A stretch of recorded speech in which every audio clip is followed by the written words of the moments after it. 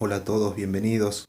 Hoy vamos a hablar un poco de lo que es la didáctica general para dar comienzo a este espacio curricular y poder hacerle el acompañamiento de esta forma para que puedan ustedes afianzar o sacarse algunas dudas en torno a esta disciplina y que podamos entender conjuntamente para qué nos sirve y el porqué de la didáctica en la formación docente. Hoy vamos a trabajar con el texto de Jorge Steinman, en donde lo primero que tenemos que empezar a delimitar es el objeto de estudio de la didáctica. Y esto no es algo sencillo porque la didáctica desde sus inicios, allá con la didáctica magna con Comenio, ha ido evolucionando producto de los distintos cambios que se han ido produciendo socialmente y obviamente la educación tiene una función social y obviamente se debe adaptar a esta función social. En primer lugar, lo que tenemos que tener claro es que la didáctica se va a encargar del sujeto que enseña, se va a encargar del docente, se va a encargar de las prácticas de enseñanza. Prácticas de enseñanza y prácticas de aprendizaje la tenemos que entender como dos procesos bien diferenciados. Esto a ustedes les puede llevar alguna confusión porque en los modelos o en los enfoques tradicionales los solían definir a la didáctica como la ciencia que se ocupa de las prácticas de enseñanza-aprendizaje, enseñanza y aprendizaje.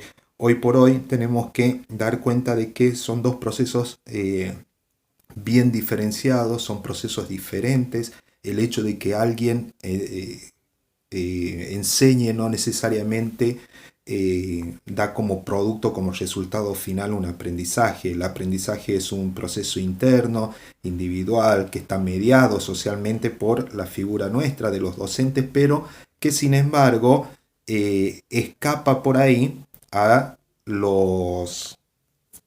las decisiones que puede tomar el docente. El docente siempre cuando hace sus prácticas de enseñanza lo hace a partir de una selección de preconceptos, de su propia formación a fin de poder dar lo mejor, pero eso necesariamente las intenciones siempre van a ser las mejores, pero eso no quiere decir que por eso va a producir el aprendizaje. Entonces vamos a entender a la didáctica como la ciencia que se ocupa, una disciplina teórica que se ocupa de estudiar las prácticas de enseñanza. Y cuando decimos que se ocupa de analizar las prácticas de enseñanza, ¿en qué sentido? Lo que hace la didáctica es tratar de explicarlas, de describirlas, fundamentarlas, crear enunciados, en algunos casos normas, que permitan la resolución de los problemas que estas mismas prácticas docentes plantean. Nosotros decimos, la didáctica se ocupa de las prácticas de enseñanza, busca describirlas, busca explicarlas. Cuando las describe, lo que hace es presentar o representar una realidad objetiva de los actos que se observan y a partir de ahí los procesos mentales que se producen.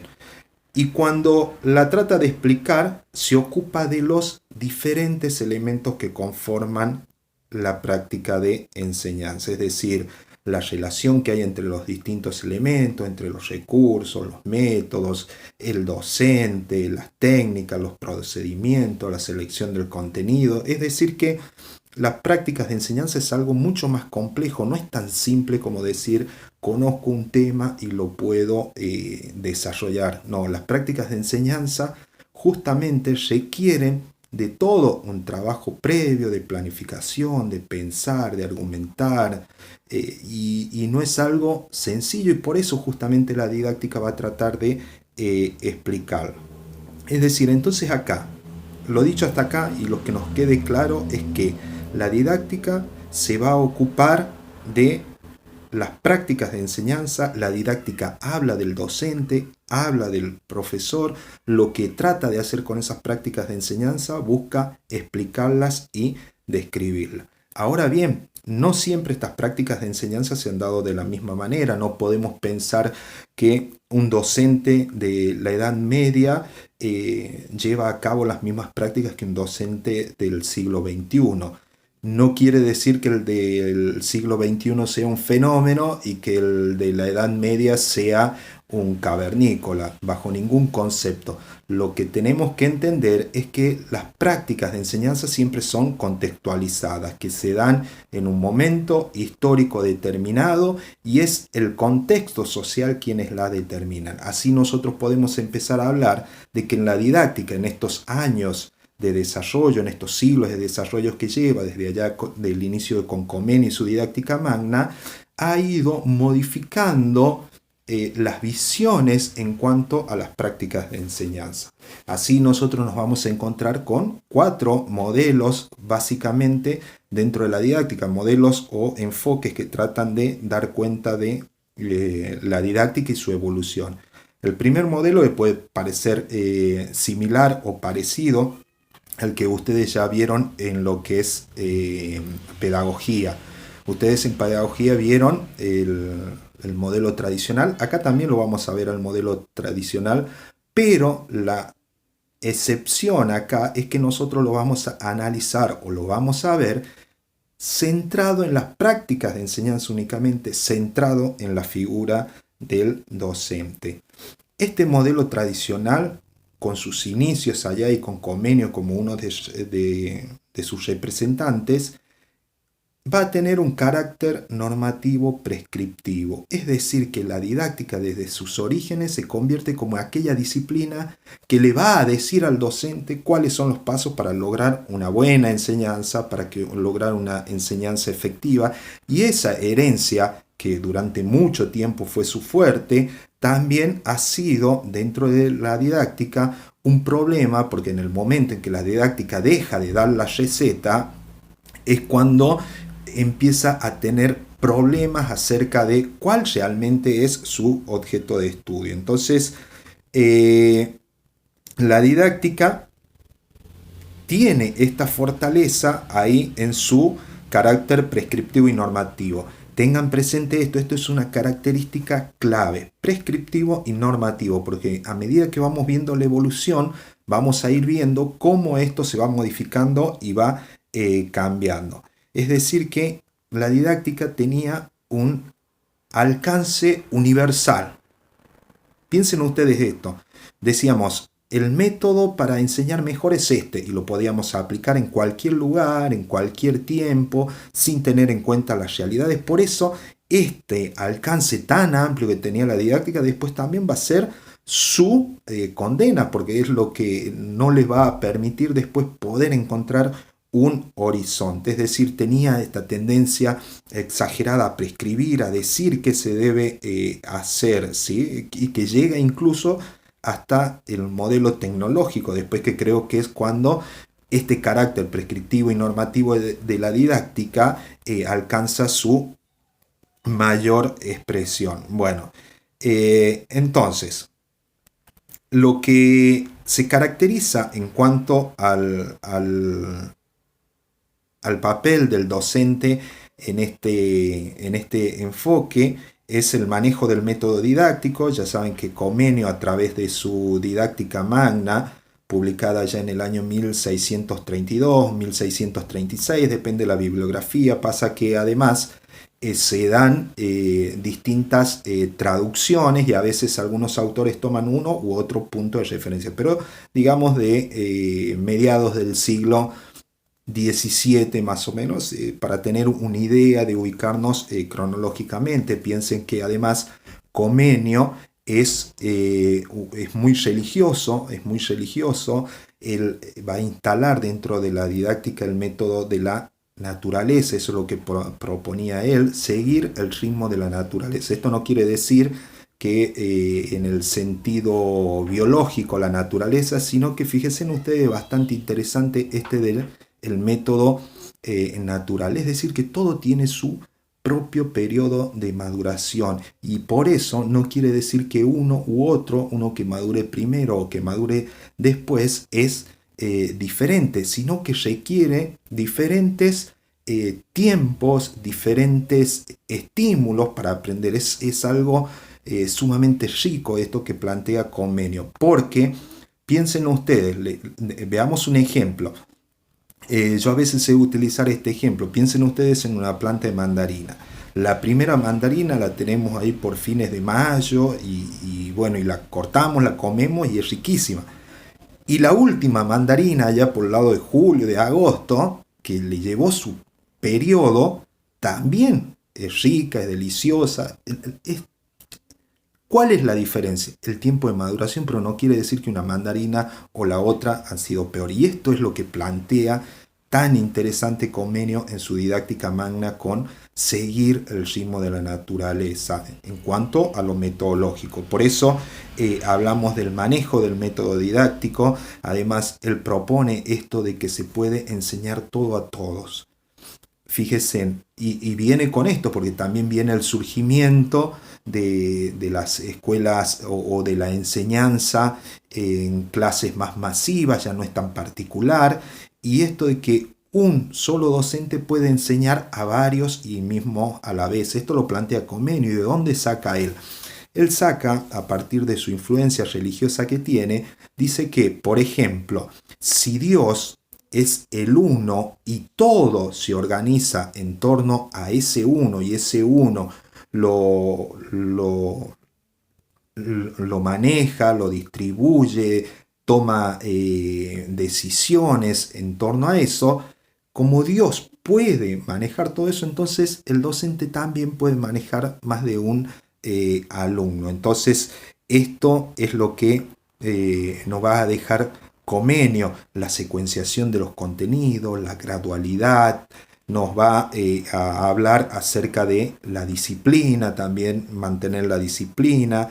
Es decir, que todo este periodo del modelo tradicional tiene esa centralidad en las funciones del maestro. El alumno está ya olvidado, es un sujeto que solo escucha, no participa, que tiene que memorizar.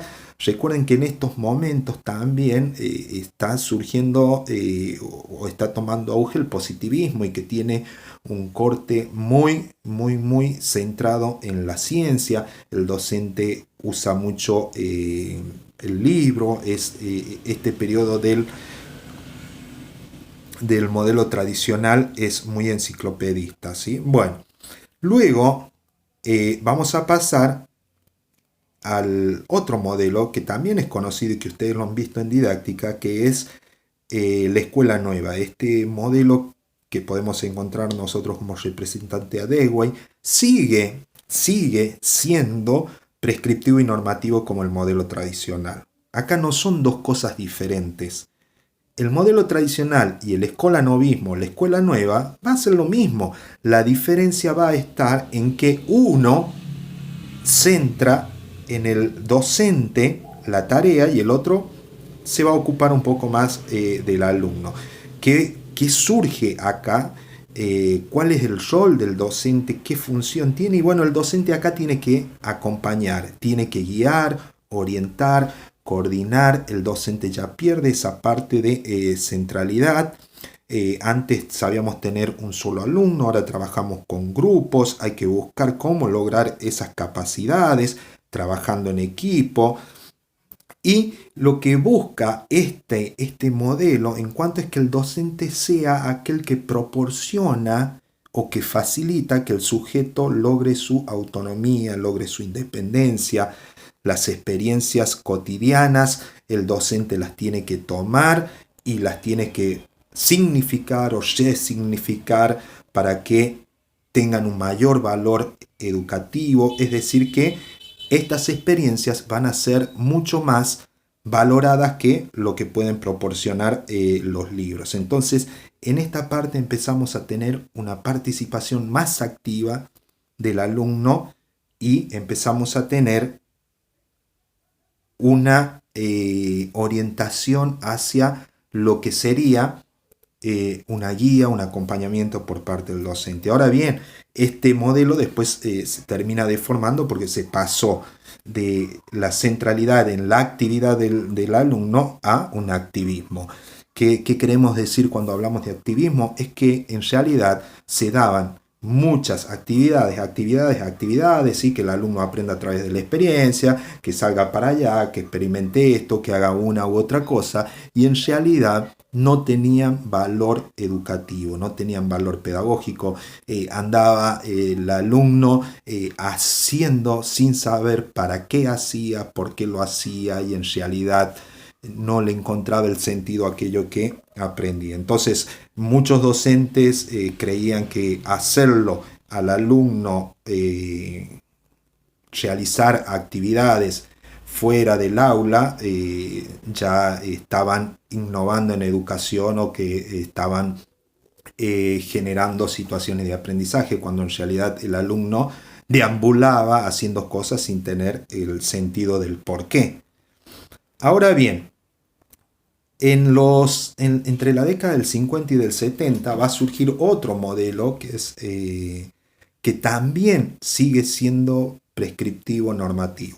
Ya tenemos tres modelos que son prescriptivo normativo: el tradicional, el escolanovismo, y vamos a tener el modelo tecnológico, ¿sí? Tres modelos con la misma característica: prescribir. Lo único que cambia en realidad es en cuanto a lo metodológico, ¿sí? En el primer modelo, en el tradicional, el dominio del método para que el docente pueda transmitir, explicar mejor sus prácticas de enseñanza. En el modelo escolanovismo, el método el método está centrado en proporcionar situaciones de acompañamiento al alumno. Y acá, en este modelo, en el tecnológico o el tecnocrático, se va a centrar en la planificación del docente. Ahí va a empezar a surgir esto de planificar las clases, de detallar minuciosamente cada una de las acciones, de los objetivos, tratar de economizar el tiempo con estos conceptos traídos de la fábrica, que era la eficacia y la eficiencia. En este modelo se la ve a la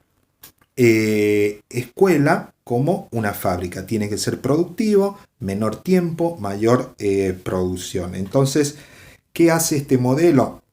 Quiere controlar la gestión del aula, lo que sucede dentro del aula. Entonces, los que enseñamos, los que enseñan, el docente, nosotros, ustedes, debemos planificar, enumerar los objetivos, y básicamente los objetivos conductuales o los objetivos actitudinales, es decir, aquellas conductas observables, porque de este modelo nosotros vamos a tener aquella idea de que los objetivos deben ser observables, evaluables, cuantificables, realizables, es decir, que los objetivos deben dar cuenta a través de la evaluación del progreso del alumno, ¿sí? Debemos tener las actividades desarrolladas, previstas con anticipación, las formas de evaluación que puedan lograr la verificación, que puedan mostrar la verificación de los logros alcanzados. Entonces acá tiene en realidad el docente que lidiar o que trabajar con la técnica, una técnica organizada previamente,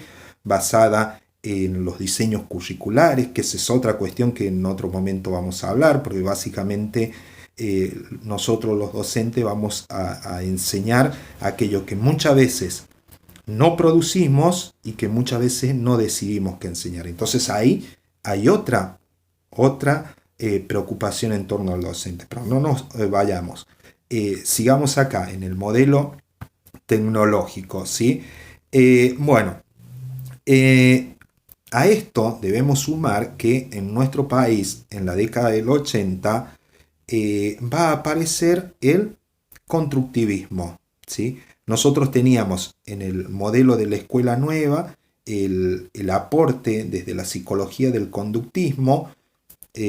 Acá vamos a tener el aporte del constructivismo, es decir, la didáctica. Esto hay que tenerlo presente cuando nosotros hablamos de la didáctica como deudora, es porque muchas veces a la didáctica ha tomado los aportes de otras disciplinas y lo ha capitalizado. En este caso, siempre se ha apoyado en aquellas teorías psicológicas, tanto del conductismo como el constructivismo.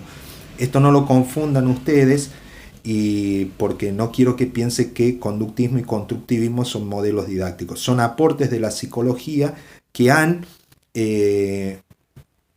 influenciado, digamos, a la toma de determinación en algunos de los modelos, pero no son modelos. Entonces, mientras se desarrolla este modelo tecnológico que ha tenido su auge hasta la década del 70, en los 80 en Argentina aparece el constructivismo.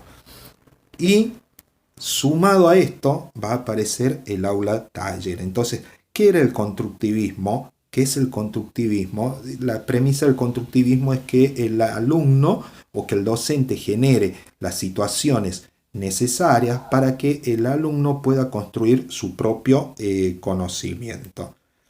Es decir, que el alumno también va a tener una cierta participación acá y el docente va a tener que centrarse en las formas a través de las cuales el alumno va a poder construir ese conocimiento.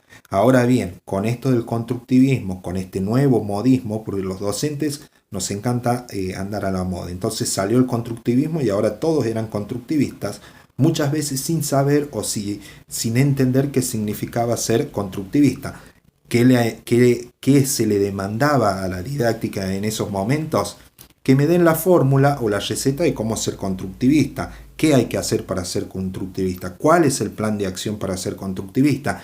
Y sigue teniendo la pesada carga la didáctica de decir cómo enseñar, ¿sí? Y así, en nombre de la didáctica, fuimos teniendo más dependencia de aquello que es la receta. Bueno, además de todo esto, en la década del 80 también, junto con el constructivismo, el aula taller, y básicamente eso del aula taller es algo muy cómico, ahí como lo presenta Jorge Steinman, en donde él dice que también, así como pasó con la actividad del alumno, un activismo, se pasó del taller a un tallerismo, es decir, la deformación. Entonces ahora se pensaba que haciendo talleres, todo eran talleres, haciendo talleres, el alumno iba a aprender más y el docente era un genio que ya dominaba las nuevas ideas didácticas modernas. Entonces todos eran constructivistas, pero no entendían que era constructivista. Así veías alumnos que andaban haciendo afiche, pegando, tratándole de poner música a alguna teoría matemática, es decir, se le perdió el sentido esto de construir el propio conocimiento. En los años 80 también justamente con esto del constructivismo, con esto del taller y con este modelo tecnológico de la didáctica desarrollándose, va a aparecer el Banco Mundial. El Banco Mundial, que es un organismo que le prestó plata en ese momento a la Argentina y va a introducir un nuevo tecnicismo, es decir que al modelo tecnológico ya lo tenía a través de la incursión del Banco Mundial en las decisiones educativas en Argentina, le va a introducir un nuevo tecnicismo disfrazado de autonomía en las escuelas. ¿Qué aparece ahí? El proyecto educativo institucional, el famoso PEI. Este como documento que tienen las escuelas aparece ahí en la década del 80 por la intercepción del Banco Mundial. Entonces, ¿qué venía a dar esto? Una cierta autonomía a las escuelas. Es decir,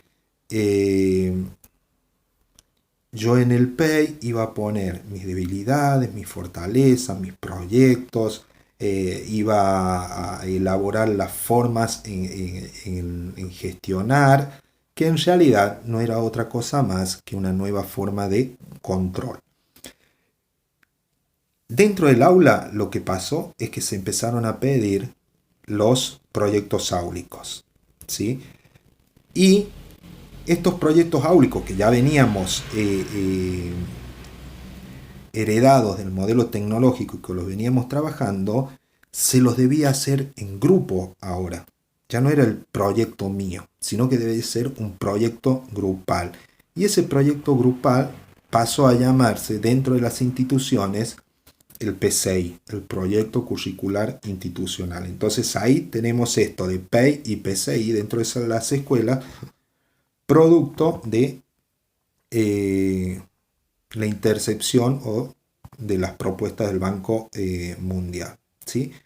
Bueno, y por último, llegamos, pasaba la década del 80, inicios de finales de la década del 80, inicio de la década del 90, comienzan a aparecer otros autores dentro de la didáctica, muchos de estos conocidos o escuchados por lo menos por ustedes, Lidwin, Davini, Camiloni, Susana Barco, Estela Coll, el mismo Jorge Steinman, que empiezan a tratar de dar un giro a las cuestiones didácticas.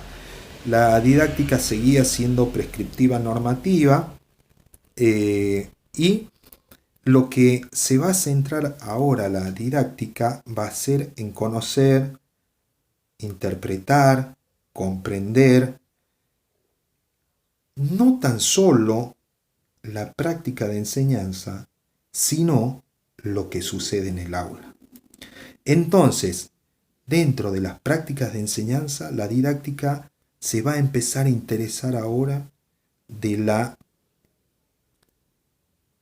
aula, ¿sí?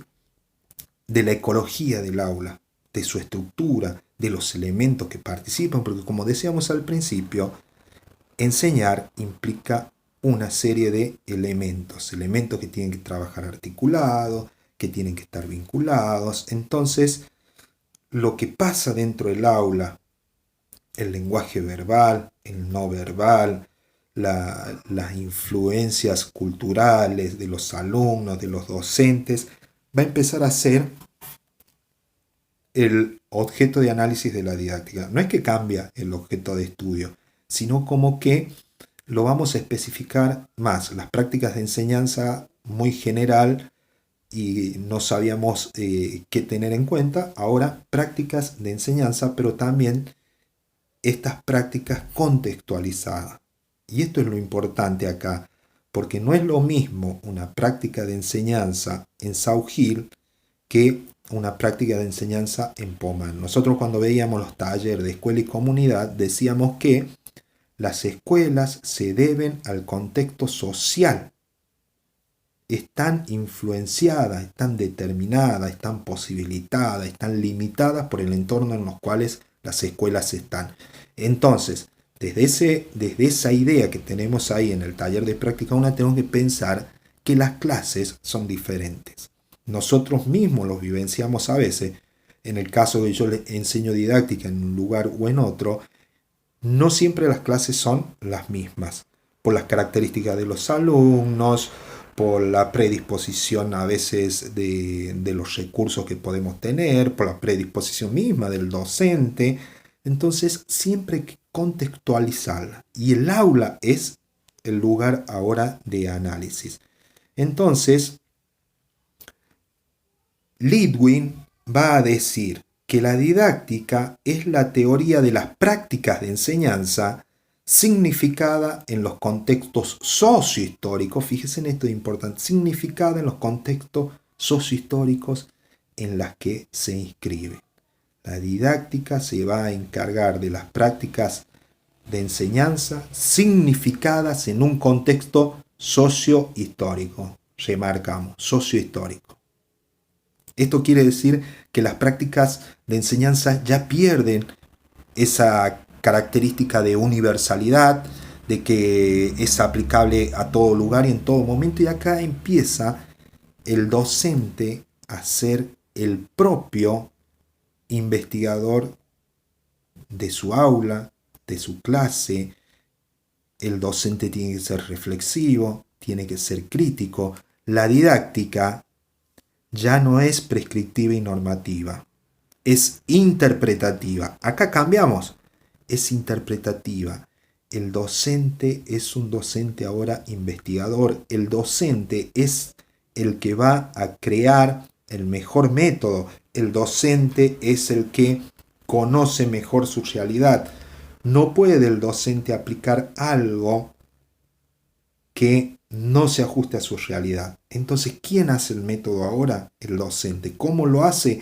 A partir del análisis, de la investigación que hace de su propia aula. Ya no es la didáctica la que da la receta. Deja en este momento de dar la receta. Sí, va a proponer, va a tener por ahí algunas cuestiones normativas, pero quien toma las decisiones, quien crea el método, quien es el que sabe de la ecología de su aula, es el docente.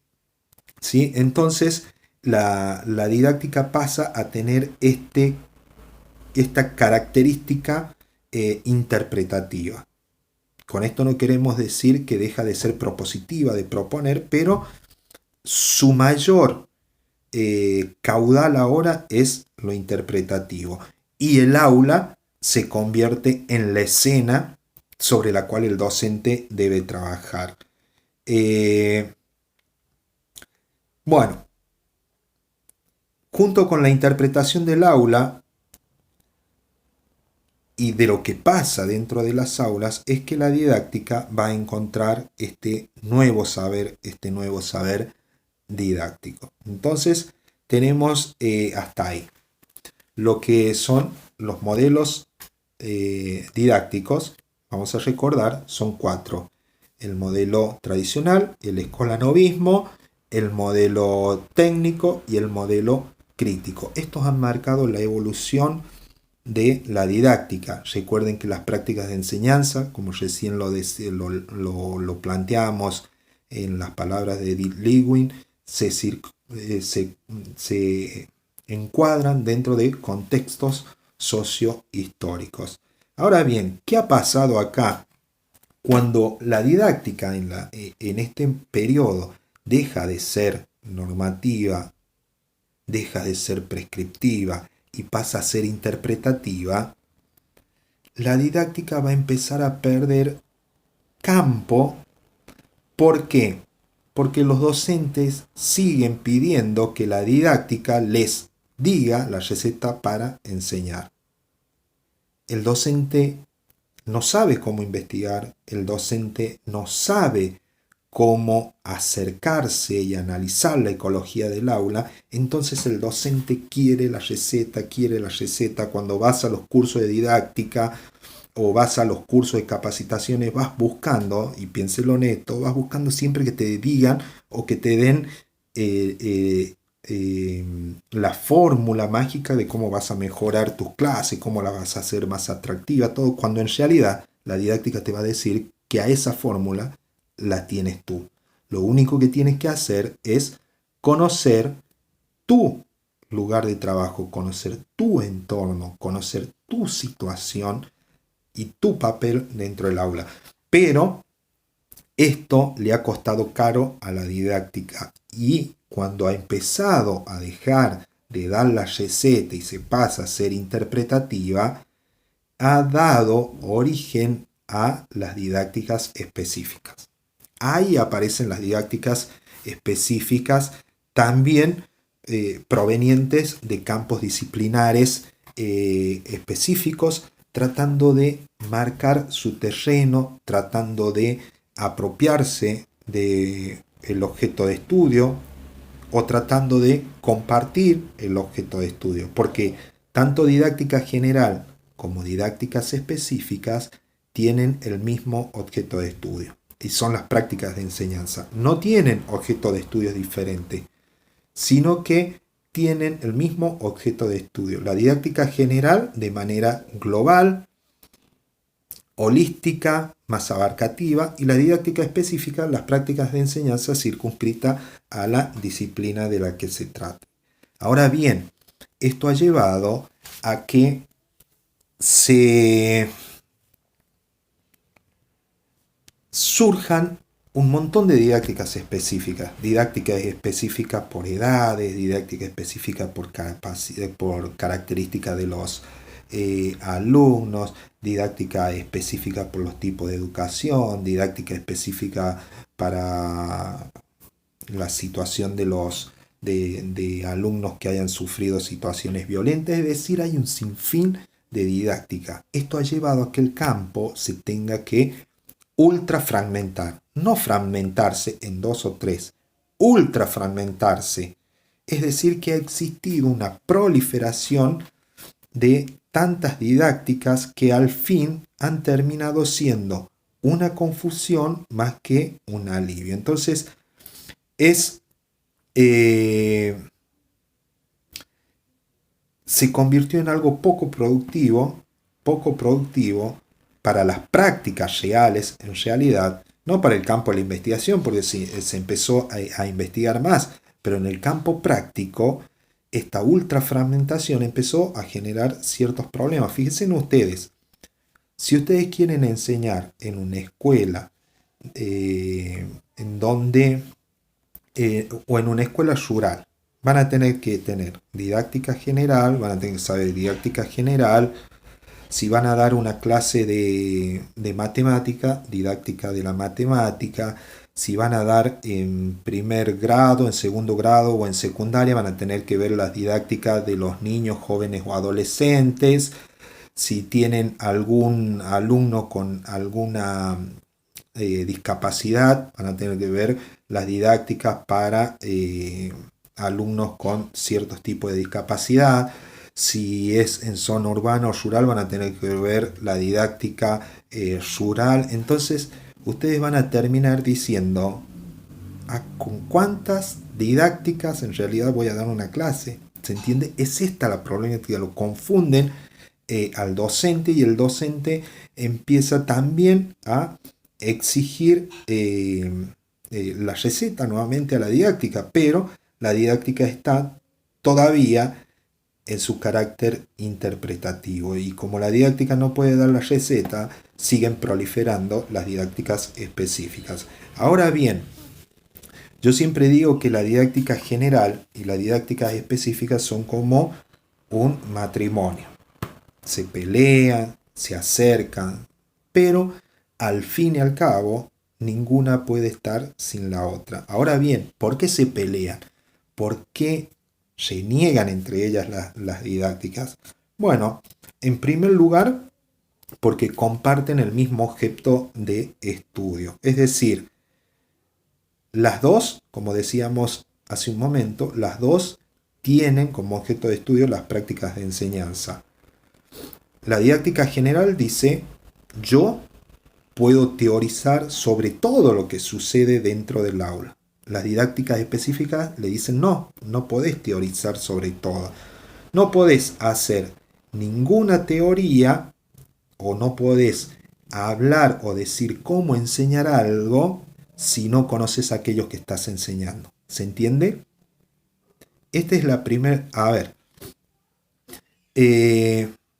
Tomemos la didáctica de la matemática, por ejemplo. Desde la didáctica de la matemática le van a decir a la didáctica general, vos no podés meterte dentro de nuestro campo o enseñarle a los profesores de matemáticas cómo enseñar porque no conoces lo que es la matemática, no sabes de los contenidos de matemática.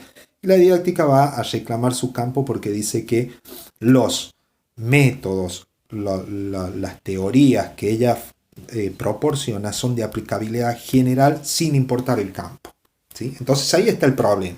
Vamos a caer en un dilema sin solución. Un dilema es una situación sin solución.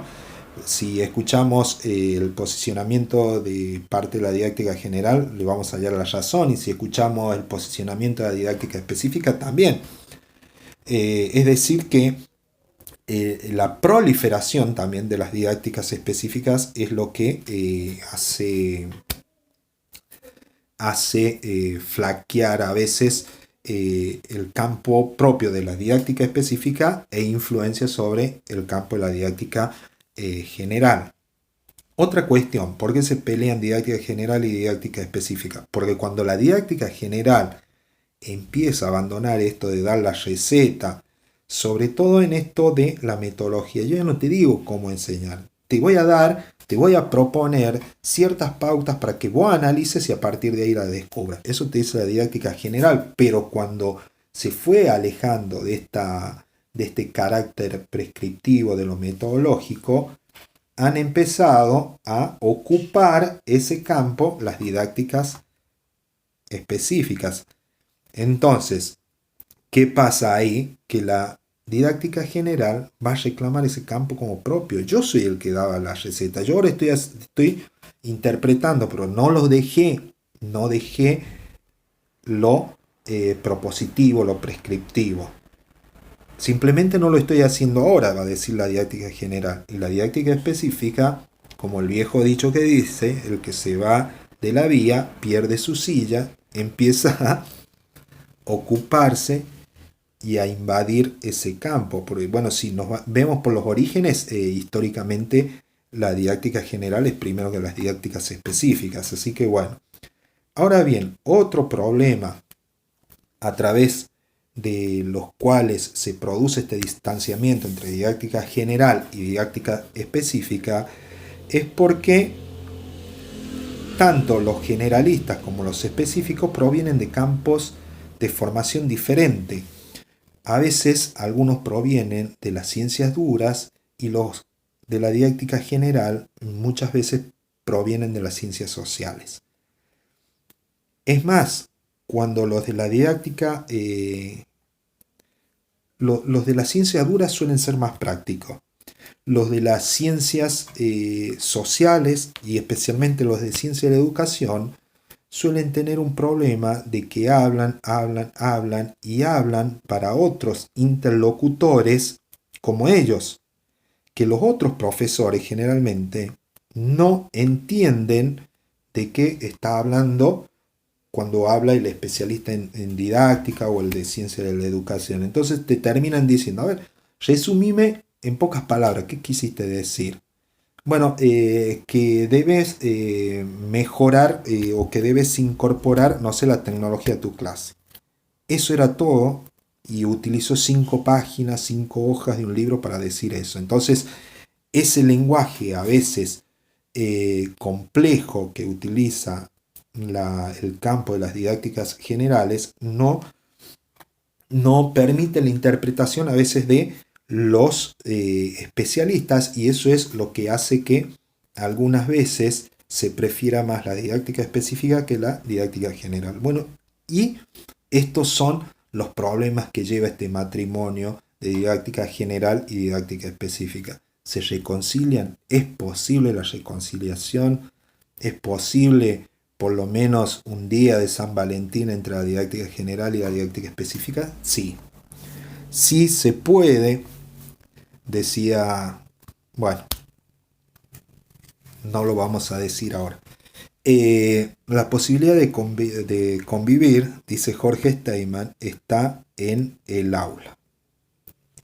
El aula, como ya lo viene proponiendo la didáctica general, que sea el centro de análisis, y Jorge Steinman va a proponer que el aula va a ser el lugar en donde pueden convivir. ¿Por qué?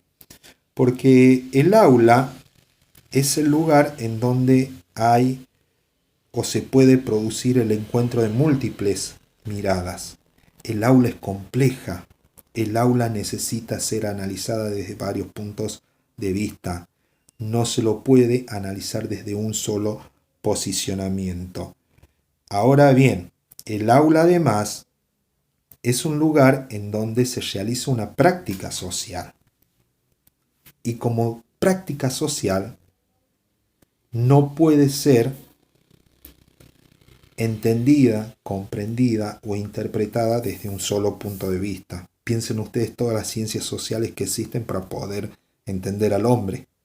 No podemos pretender que la enseñanza como una práctica social que sucede dentro del aula se la puede explicar de una sola ciencia. es imposible. Entonces ahí el aula en donde se realiza esta práctica social va a ser el lugar o va a ser otro argumento a través del cual la didáctica va a poder encontrar su reconciliación con la didáctica específica. El aula, además, es un lugar en donde se toman permanentemente decisiones. ¿Qué enseñar? ¿Cómo enseñar? ¿Qué recursos usar? ¿Qué progresión le damos a los contenidos? ¿Cómo avanzamos?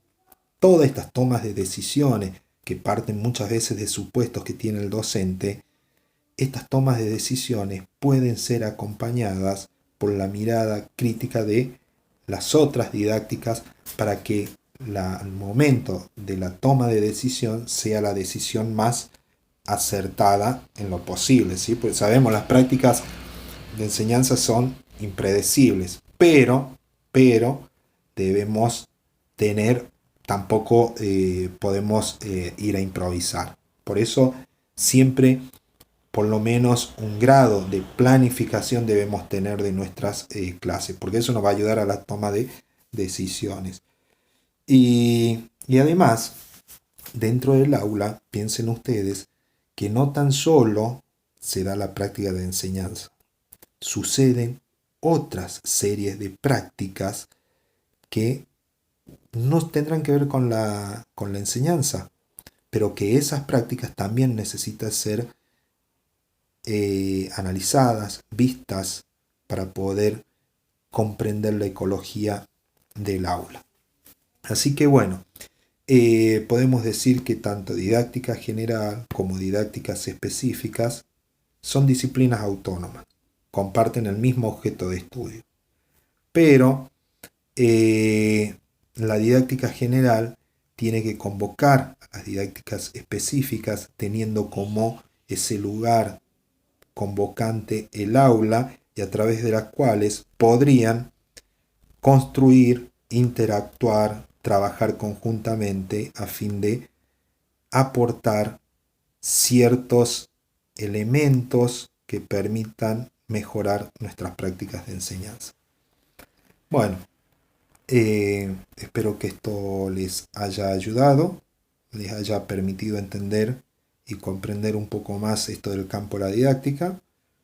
Ya en la próxima clase estaremos hablando de esto que es justamente la enseñanza. Si decimos que la didáctica se encarga o analiza las prácticas de enseñanza dentro de un aula que se configura en un contexto sociohistórico, tenemos que saber que la enseñanza también es algo muy complejo. No es fácil. Y es lo que ustedes van a tener que hacer. Así que vamos a hablar en la próxima clase de enseñanza. Yo lo que les voy a pedir es que se suscriban al canal, que dejen los comentarios, dejen algunas dudas, algunas aclaraciones que quieran hacer, correcciones si me quieren hacer, bienvenido sea, porque me estarían ayudando. Todo aporte será bien recibido y a veces colaboran a que uno pueda ayudar, ¿sí? La intención de esta es acompañarlos a ustedes y bueno, espero que les haya servido. Así que nos estamos viendo en la próxima clase. Si tienen alguna duda o quieren saber algo en específico en relación a la enseñanza, dejen los comentarios y los trabajamos en la próxima clase. Mientras tanto, espero que estén todos bien. Saludos. Chao.